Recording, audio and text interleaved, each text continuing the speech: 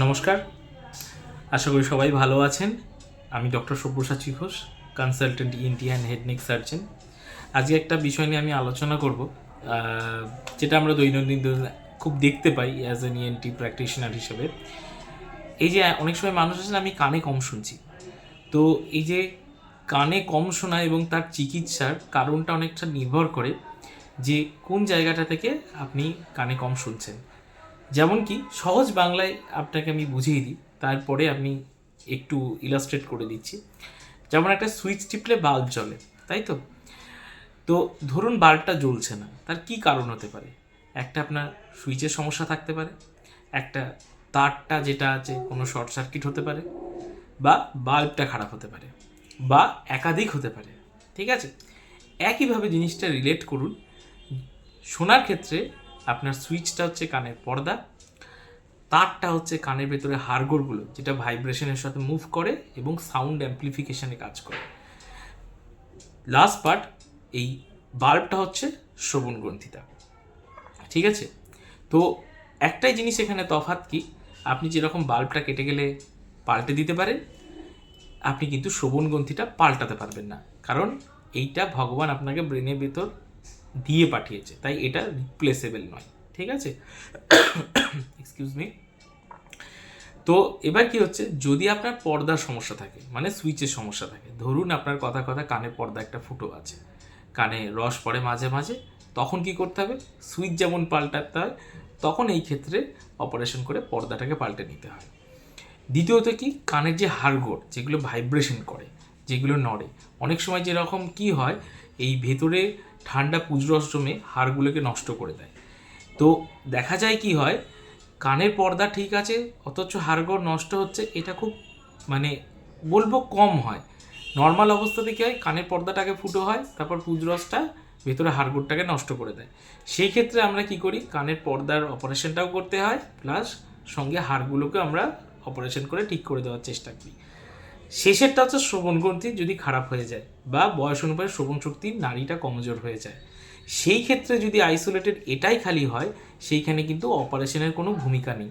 সেখানে আমাদের কী করতে হয়, ওষুধ দিয়ে এই শ্রবণ শক্তির শিরা যেটা পুরোটা নষ্ট হচ্ছে আমরা তো ফিরে পেতে পারি না, নাড়ি একটা নষ্ট হয়ে গেলে, কিন্তু যেটুকুনি অবশিষ্ট আছে সেইটাকে আমরা ভালো রাখতে পারি, আর যেটা খারাপের দিকে যাচ্ছে সেটাকে তার প্রসেসটাকে হল্ট বা স্থগিত করতে পারি।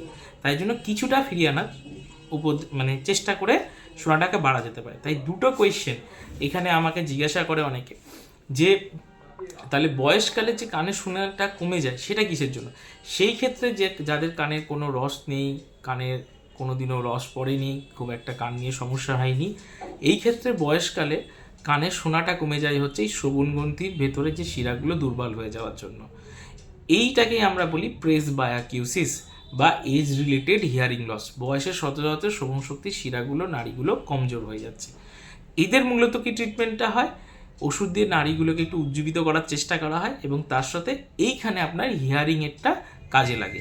কারণ হিয়ারিং এড কী করে, যে শোনাটা যত দূর আপনার কানের মধ্যে পৌঁছাচ্ছে না, ও কি করে এটাকে অ্যাকুমুলেশন করে একসাথে সাউন্ডটাকে অ্যাম্পলিফাই করে, তাতে যেটুকুনি নাড়িগুলো অবশিষ্ট আছে সেটার ওপর দিয়ে যেন আওয়াজটা যায়, তাতে শোনাটা বাড়ে। এবার আমাকে অনেকে জিজ্ঞাসা করে যে অপারেশন করলে কি আমি কানে শোনাটা আমার বাড়বে? দেখুন, যদি আপনাকে কি বললাম, যদি পর্দার সমস্যা খালি হয়ে থাকে, সেই পর্দার জন্য যদি আপনি যেটুকুনি কানে শুনছেন, তাহলে পর্দাটা জুড়ে গেলে ঠিকঠাক বসে গেলে আপনি কিন্তু কানে শোনাটা আপনার ইমপ্রুভ করবে। কিন্তু যদি একাধিক কারণ থাকে, যে দীর্ঘদিন আপনার ধরুন কানে রস হয়েই আসছে, তাতে কি হয়েছে, পর্দাটাও আপনার ফুটো হয়েছে, প্লাস শ্রবণ শক্তি শিরাটাও আপনার বসে গেছে, তো এখানে কিন্তু মিক্সড হিয়ারিং লস।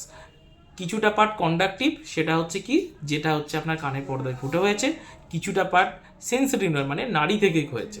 তো আপনি অপারেশন করলে কি হবে, এই ক্ষেত্রে পর্দার জন্য যেইটুকুনি আপনি কানে কম শুনছিলেন সেটা আপনার উন্নতি হবে, কিন্তু কানের শিরাটা যেটা বসে গেছিলো সেটার জন্য কিন্তু আপনাকে কিন্তু মেডিসিন নিতে হবে। ঠিক আছে, আর সেকেন্ড পার্টটা কি, অনেক সময় কি পুজরসটা হাড়গুলো, যে তিনটে হাড় যেটা আমরা থাকে ম্যালিয়াস ইনকাস স্টেপস, একটা ভাইব্রেশন হলে যে তার অ্যাম্প্লিফিকেশনটা হয়, অনেক সময় কি হয়, এই তিনটে হাড়ের মধ্যে কোনো কিছু খইয়ে দেয়, বা এই পুজরসটার তিনটে হাড়ের মধ্যে ডিসকন্টিনিউটি করে দেয়, মানে কি তিনটে আর হাড়টা জোড়া নেই, তখন কি হয়, সাউন্ড কন্ডাকশনটা, এটা তো একটা সাউন্ড মানে হচ্ছে আমরা যে কথা বলছি, যে সাউন্ডটা তো একটা ওয়েভ, মানে একটা তরঙ্গ, মেকানিক্যাল ওয়েভ যদি আমরা ফিজিক্সে দেখে থাকি। তো ওইটা গিয়ে যখন ভাইব্রেট করে, ঠিক আছে, তিনটে হাড়ই একসাথে ভাইব্রেট, কিন্তু এবার ভাবুন তিনটে হাড়ের যদি ডিসকন্টিনিউটি থাকে, তাহলে কি এই কন্ডাকটিভ মেকানিজমে তখন কিন্তু আওয়াজটা গিয়ে অ্যাম্পলিফিকেশনটা ঠিক মতন হয় না। বোঝা গেছে? তখন আমরা কি করি, চেষ্টা করি এই কানের পর্দার সাথে অপারেশন করে, সেই ক্ষেত্রে অসিকিউলোপ্লাস্টি বলে একটা জিনিস হয়, সেখানে হাড়টাকে আমরা নতুন করে রিকনস্ট্রাকশন করি যাতে প্রতিধ্বনিটা বেটার হয়। এটাই মূলত হচ্ছে 3 রকমের হিয়ারিং লস।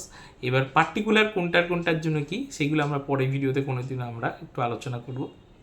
আশা করি আপনাদের ভালো লাগলো ভিডিওটা। ভালো থাকবেন, সুস্থ থাকবেন। শ্রবণ শক্তিটা অত্যন্ত গুরুত্বপূর্ণ, আমাদের পঞ্চ ইন্দ্রিয়র মধ্যে একটি ভগবান দিয়েছে, খুব যত্ন সহকারে রাখবেন।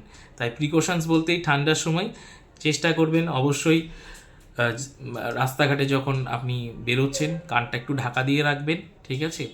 যদি দেখেন প্রচণ্ড ঠান্ডা বা বাইরে বৃষ্টি হচ্ছে এই সময়, মাথার চুলটা একটু রেগুলারলি না ভেজালেই বেটার। হয়তো গামছা দিয়ে মুছে নেবেন, ঠান্ডাটা বসতে দেবেন না। আর হ্যাঁ, ডাইরেক্ট ঠান্ডা জল বা কিছু, এটা যে কোনো সিজনেই আপনি অ্যাভয়েড করবেন, শুধু এই সিজন বলে কথাটা নয়। ঠিক আছে, ভালো থাকবেন, সুস্থ থাকবেন, পরে ভিডিওতে আবার দেখা হচ্ছে।